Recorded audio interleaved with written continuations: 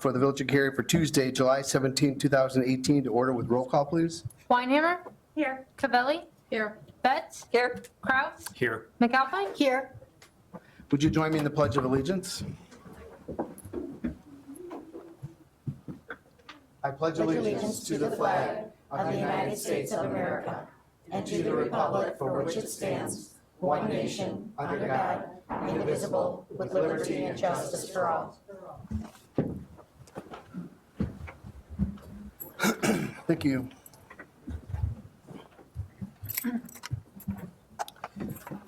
Okay, well, now we'll move to the open forum where the public is invited to make an issue-oriented comment on any matter of public concern not otherwise on the agenda. I had 3 people sign in.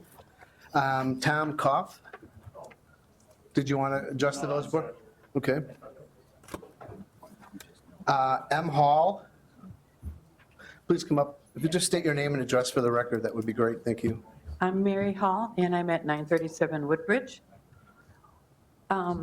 I have an explosive topic to discuss. I have here a selective copy of part of the Cary Municipal Code concerning fireworks. And 2 of them prohibit storage. One of them prohibits the sale of fireworks. And one says that no noise is to be created that would be disruptive to any reasonable person. Did not specifically mention fireworks.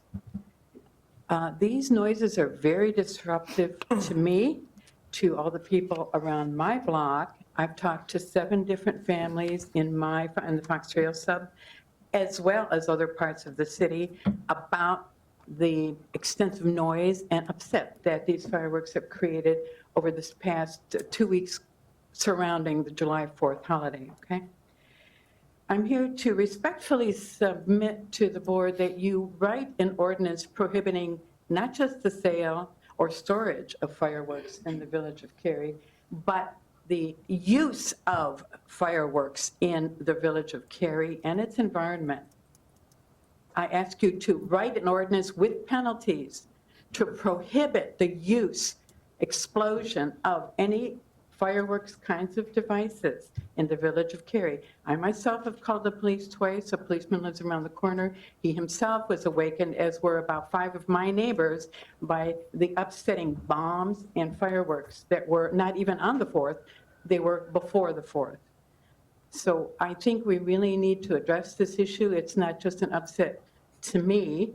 I'm from the inner city. I understand noises and explosions, but it's upsetting to all families. It's upsetting to pets and the entire area. So that's why I came here tonight, to ask you to, I'm requesting you to write an ordinance with penalties and restrictions to be in place before the the September Labor Day holiday, so that it doesn't occur again. That's only about, 6 weeks away, so that we don't have to go through all of this distress and grief again. I've called the police twice. They can do nothing, because there is no way in this code, from what I have here, this extracts from the code about fireworks, nothing can be done by them. So this is a pretty serious matter to me, I think. Not just the danger of hurting the people who are using the fireworks, but the disruption in the homes of all the people who are forced to hear this noise and don't want it. We didn't choose that. I certainly didn't. And many people are upset by this. Thanks for listening. Thank you. Thank you for your comments. Bruce Kaplan. Hello. Bruce Kaplan, 312 Bell Drive, here in Cary. I would like to talk about the donation, the anonymous donation to the village board that was turned down recently. I read about it in the paper, and I was both puzzled and disappointed to see that the board voted not to take the money. I mean, it appeared from what I read that it was a totally philanthropic thing. There was really no quid pro quo that was being offered, no strings attached to the money, it seemed like, from what I could tell. It seemed like the decision came down to something between the public's right to know, which is kind of transparency, wanting to know all the details of who it is, and then an individual's right to privacy and being able to donate something without their name being put, in the public domain. So what I did was I went and Googled, well, I guess before I want to say this, I saw a letter to the editor in the paper that talked about this, that used the term dark money, and I wasn't real familiar with the term, so I looked it up. It apparently refers to political spending that's meant to influence the decision of a voter where the donor is not disclosed and the source of the money is unknown. And so I thought about that, and it seems to me that in this case, it looked like the mayor was the only one that knew who it was, and that the potential for influencing him as a voter in the big scheme of things on the village board was perhaps what was of concern. And it sparked me to write my own letter to the editor, because as I recall, the mayor doesn't really have a vote unless there's a tie in the way any motion is put forward. So it occurred to me that it couldn't be dark money. So then I went and I Googled the internet under anonymous donations to municipalities to try to see, what there was in the cybersphere about that. And I found that routinely people are anonymously donating money to such things as theaters, churches, community bands, YMCAs, food pantries, and municipal fireworks displays. It's very common. And so clearly the village has a right to not accept money. That's a given. But it just occurred to me that having sat in the budget meetings and labored over all these capital projects and knowing that you have to always put some to the side to the future because you can't do it all, it seemed like there was an opportunity here to make a project happen. And I just thought I would ask perhaps if the board could reconsider their position, maybe a motion to reconsider and consider taking that money and doing something beneficial for the residents with it. Thank you. Thank you, Bruce. Is there anybody else that would like to address the village board?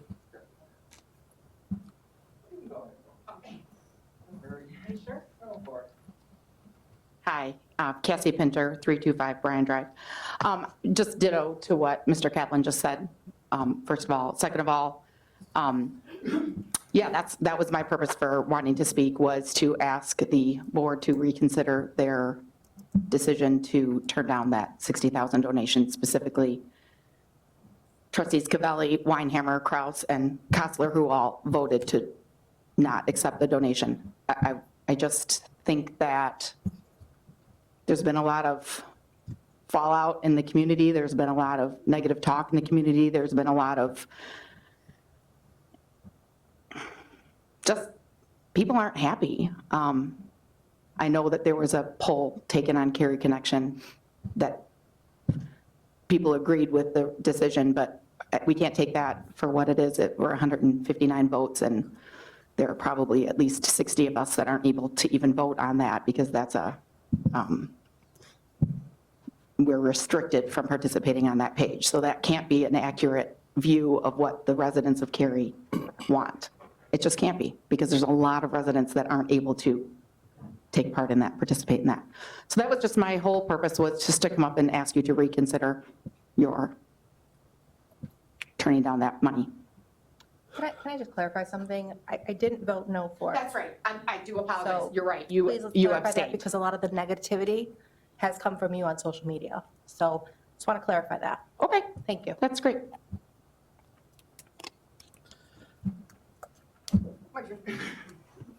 My name's Tim, 239 North School Street. So I just want to thank the people who actually did vote against that.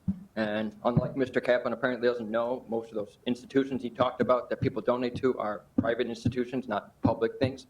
So I don't really care who donates for their public money to. It's up to their business. But when it's public money, I want to know where it comes from. So if the board wants to accept it, that's fine. But I'll make it easy for them. As soon as it hits the government, the city coffers, I'll have the Freedom of Information Act agreement in, and we'll have to know where it comes from anyway. So either way, it's going to be public knowledge, whether you accept it or not. So if you want to accept it, I suggest they make a blind trust like most generous people do and let it donate that way. So, because there's no difference. I don't know where that money comes from. It could come from, oh, I could have sold a bag of weed or something and donate to Kerry. Is Kerry going to accept that type of money as well? I don't know. And I don't know the mayor that well, but his word's just not good enough for me, not in this day and age. So thanks. Thank you. Is there anybody else who would like to address the village board? Yeah, love to. I'm Sean, 330 Pearl. I would like to clarify something that I said a few weeks ago. I do agree with Mr. Kaplan here. I'd like to offer, us an opportunity to reconsider.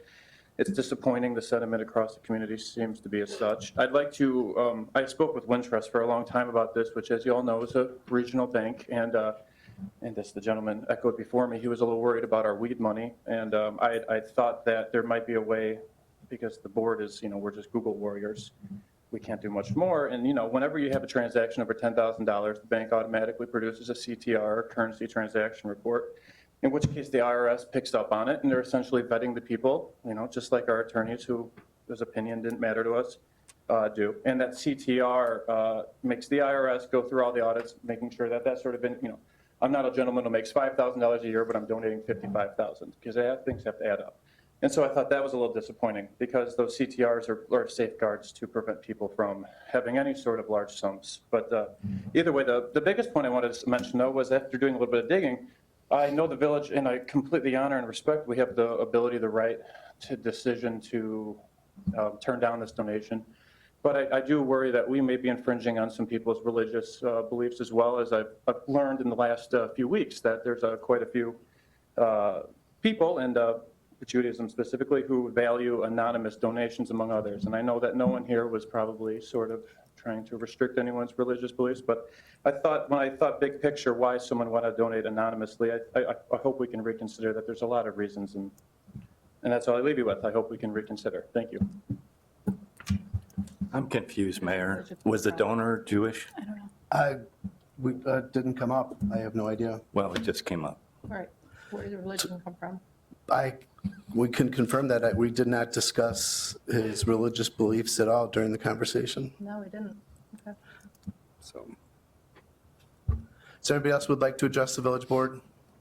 All right, we'll go ahead and close the open forum. I have a few things from the mayor's report. First, I want to welcome everybody back. It's been a month since we've been together. I'm aware some of us have traveled to some other places to get out of town. It's nice to get away, but it's also nice to get back to getting some of the stuff done. I have a few other things on my report. First, employee recognitions. I have Kathy Eyring, who's with our police department 15 years. Unfortunately, she could not be with us tonight. And I'm sure the chief has nothing but glowing comments about her. I've known Kathy for quite a long time. She is a superstar within our seniors.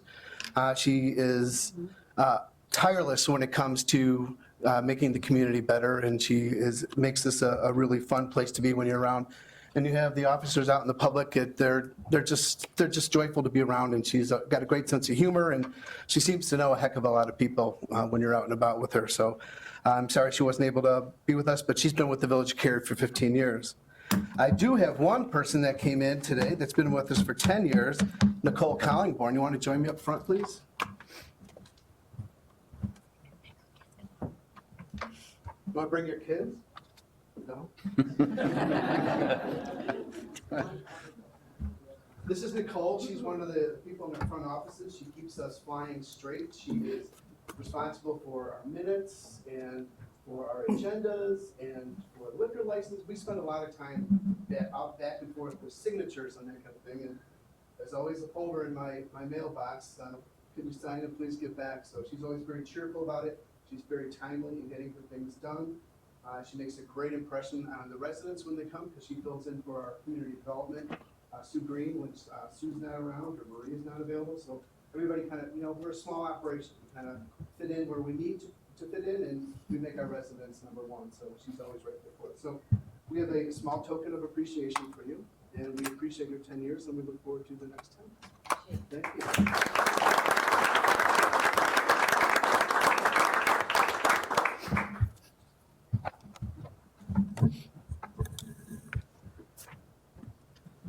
think that's why Kathy didn't come in. She didn't want to get embarrassed. Thank you. And there seems to be a lot of talk about the donation I put on the agenda. I have an update about it. When I was, when this originally was voted down, I went back to the donor and I gave them back their check, and with appreciation, and, you know, unfortunately it didn't go that way. And we had a long conversation about it, and he had asked if there was any way that we could reconsider this, or we could, you know, get some of these things done. And I said, what, quite frankly, with all the reasonings that have been given, that they were just uncomfortable with not knowing who it is, but trying to respect their security and their safety. I reached out to a couple of my colleagues, fellow mayors, but what would you do? How would you handle this? I had a couple mayors reach out to me saying, this is what I would do. If you don't want the money, send it my way.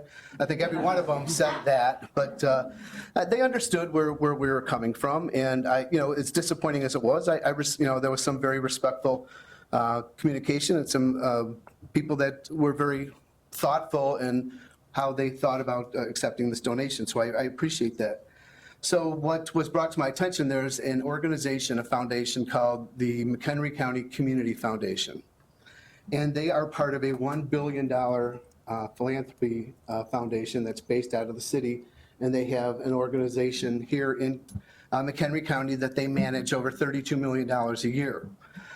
They do this quite often. I shouldn't say quite often. She said they do this frequently. They do pass-through donations for people that just want to remain anonymous.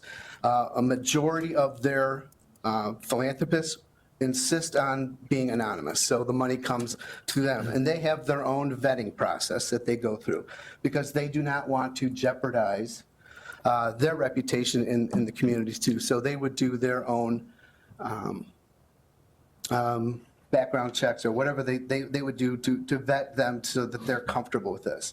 So I was finally able to coordinate with the donor late this afternoon, and he said that they would welcome that opportunity.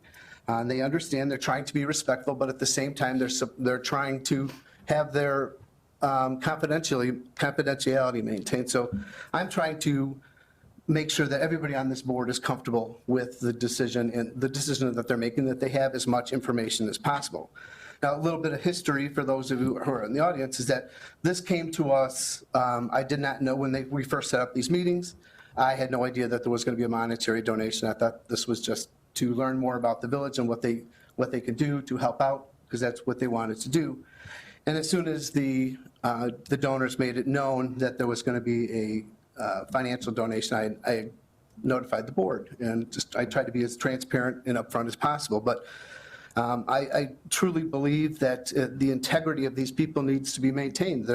I know some people don't know me well, as this gentleman said, but I have great respect for people's integrity. If you ask me to confidentially do something, I try to do that. There's a lot of opportunities that are presented that way. And so I really don't want to be disrespectful to them. So that said, this is an opportunity for us. I've spoken at length with the director of this foundation. She is more than willing to help us get this through, and she is more than willing to talk to any of the trustees that would want to discuss this with her about their organization, how these things would work. So if that makes people a little bit more comfortable to encourage a different vote, I would welcome that opportunity, and we could bring that back at the next board meeting. Can you either email her information to us, or is she able to come maybe to the board to speak to all of us directly? She said she would be willing to do that. Okay. So is there anybody that, the four people that were, This is a mayoral report, it's not a vote. well, but at this time I could It's a find out if mayoral people. report. Point of procedure, it's a mayoral report. Yeah. He's saying I can't discuss this. I don't know why you wouldn't be able to get feedback from the board at this point. You can, at any open meeting, whether there is a topic on the agenda or not, you have the ability to discuss something as long as you don't take final action. So I think the question is, do you want this brought back to the board at some point? I would be interested if she's willing to come before the board so we can ask her some questions in detail and just get a better understanding of how the foundation works. Sure. I would appreciate that. Okay, I will work on that. Thank you. Moving forward, trustee reports. Anybody? I just wanted to mention that I did send everybody just today, because I kind of forgot to do it. I went to the last McHenry Council of Governments, and we had Representative Steve Reich was there, and he gave us a PowerPoint that kind of went over things that were going on in the entire state.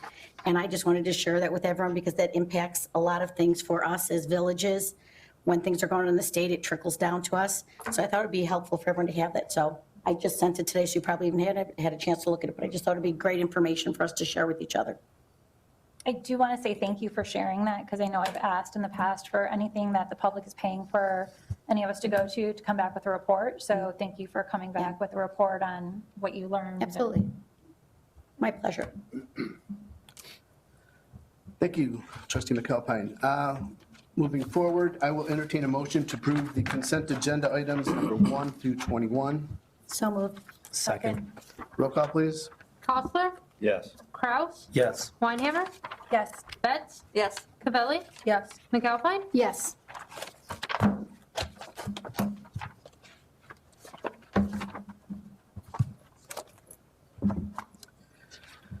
Okay, items for separate action. I've got one item on this agenda item. I will entertain a motion to approve an ordinance amending section 10.16.080 of the municipal code, left turns prohibited, restricting left turns from the westbound Three Oaks Road onto Caper Drive.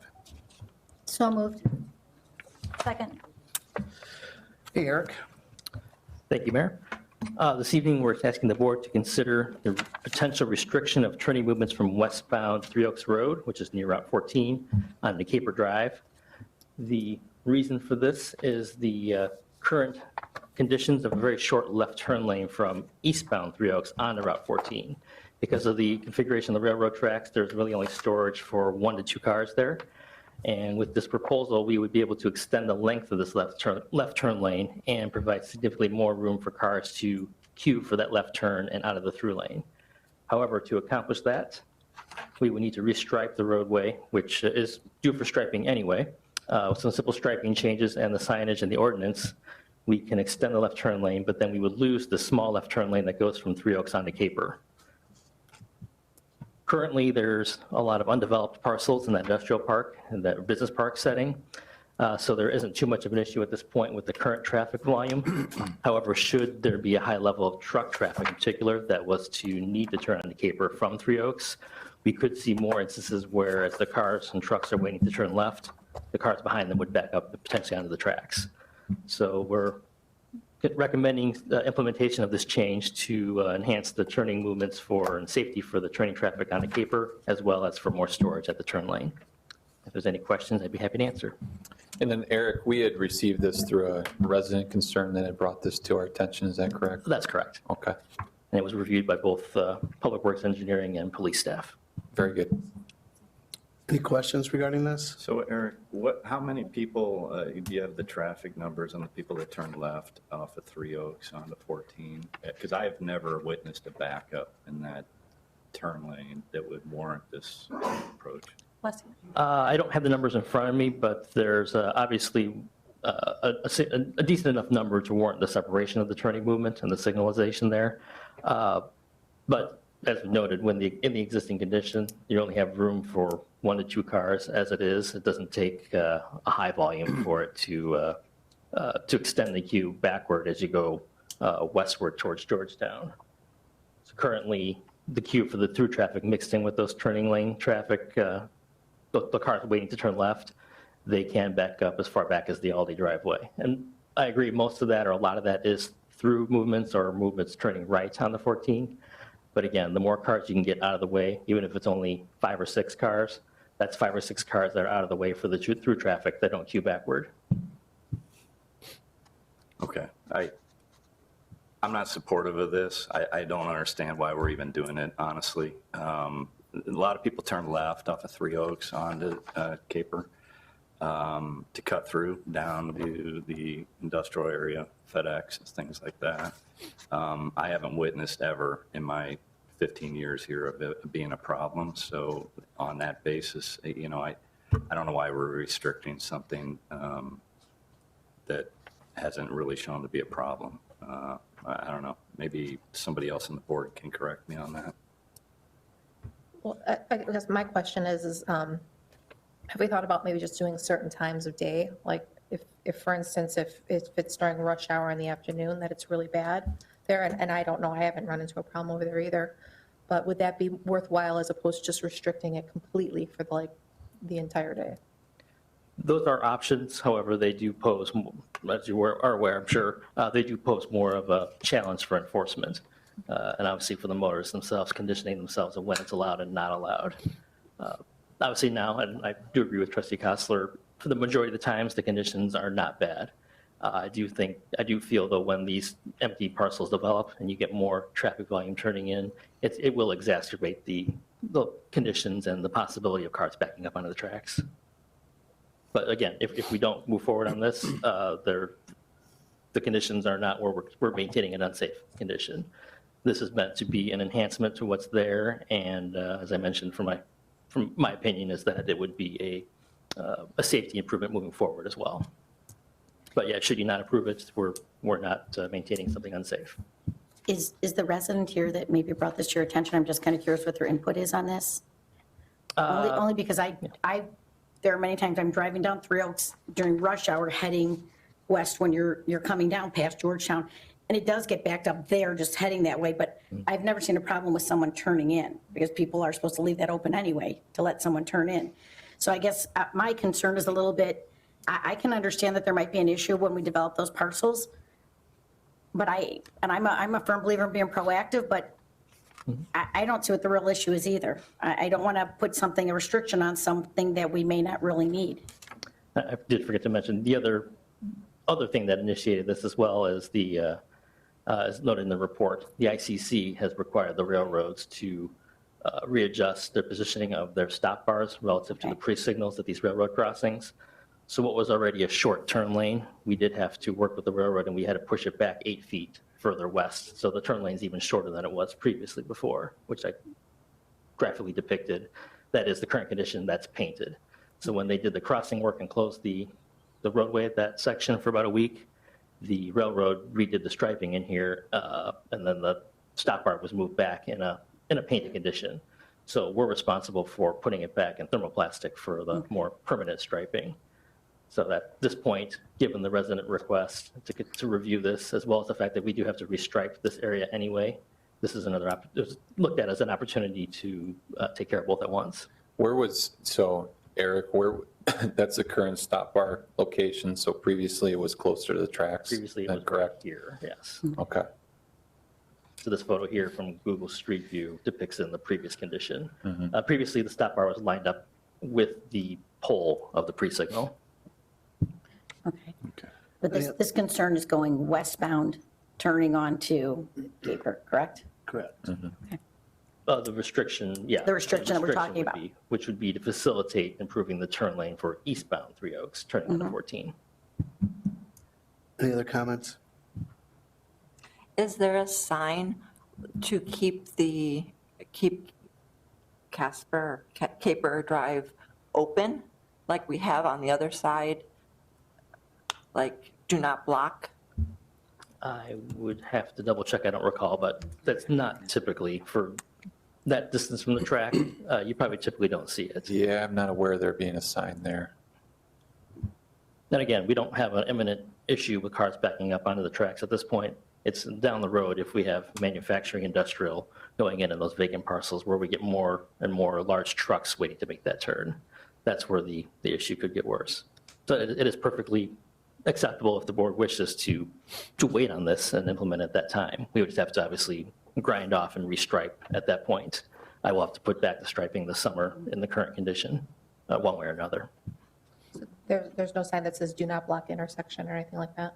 I don't believe there is at that location. Yeah. Yeah, one of the concerns that I have is, future development. We have that opportunity there that's been identified as a commercial use that's been for sale for a long, long time. And any type of restrictions we put on that could interfere with any anybody thinking about moving forward with that particular development. I tend to agree with what the trustees have been indicating, is that maybe we put the brakes on this a little bit and see what happens. Maybe instead of striping, just stripe that intersection so that people don't block it. Because there are times when I know that people take a left-hand turn going east, they drive down the opposite lane to get up to make their left-hand turn onto 14, but I have not really seen a backup on Three Oaks turning left, going west onto Caper. So any other questions or comments on this? We can continue to monitor it too. So it sounds like the board isn't interested in doing this at this time, but we can keep our eyes on it. Well, I have a motion on the table, so do you want to table this, or do you want to just go ahead with the vote for now? We can just vote on it. It'd probably be easier to just vote on it. Roll call, please. Betts, No? Costler, No. Weinhammer, No. McAlpine, No. Kraus, No. I was going to vote yes, but no. Cavelli, No? Thank you. All right, thank you. Administrator's report, Jake. Mayor, Village Board, before you, just have a flyer here for a senior health fair that's going to be presented by Senator Dan McConkey. It's over at St. Peter and Paul School. That will occur July 24th from 9 a.m. to 11:30. So there'll be free health screenings for seniors. Just wanted to provide that update to the public. Thank you. Thank you. Department head reports. Anything for us, Director Marmoto? Just a couple quick updates.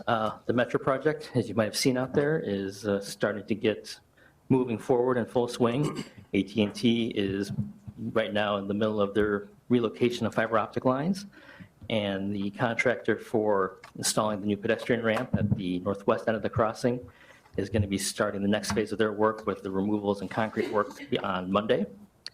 The depot construction contractor, they're still waiting for some internal UP Railroad approvals and certifications, but they are also anticipating starting the next phase of their work by the next week or so.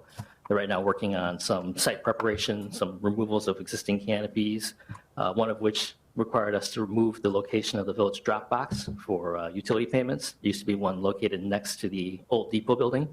So that is now situated on the south side of West Main Street, right by the pay stations across from 750 Cucina Rustica. So the box there, the signs there indicating where it's located, you will be able to drive up to that one and utilize it from the car. It's on the left side and the correct side of the driver's lane. So we'll put that on our website and our Cary News Weekly, so anybody using that box has a long-term temporary location, but it, quite frankly, is probably a more convenient location for many. But if there's any other questions on that, I'd be happy to answer. Thank you. Director Simmons? Thank you, Mayor. On the dais this evening, you should have a copy of a flyer for a community workshop that the Village of Cary will be hosting or working in conjunction with CMAP and also the Village of Algonquin. The workshop is related to the Route 31 corridor study, which the board is aware.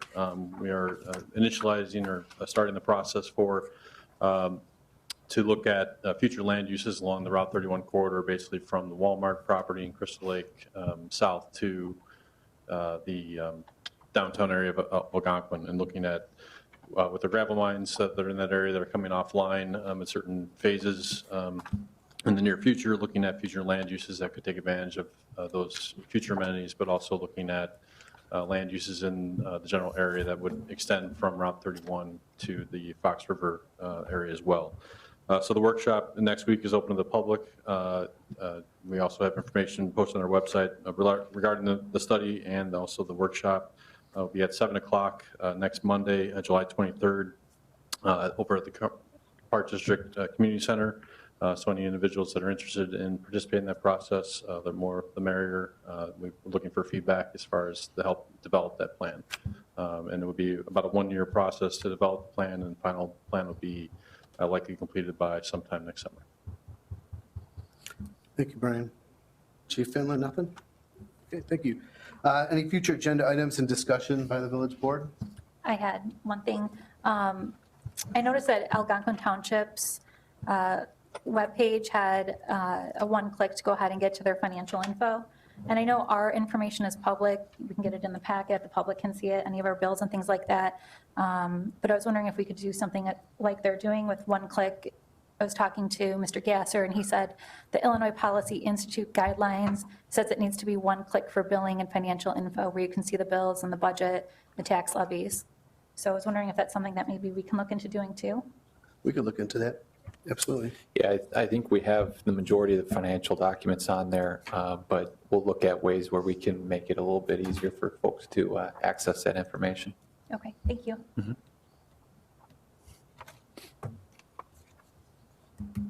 All right, thank you. I will entertain a motion to adjourn. So moved. Second? All in favor? Aye. Opposed? We will ramp up in just 2 more minutes.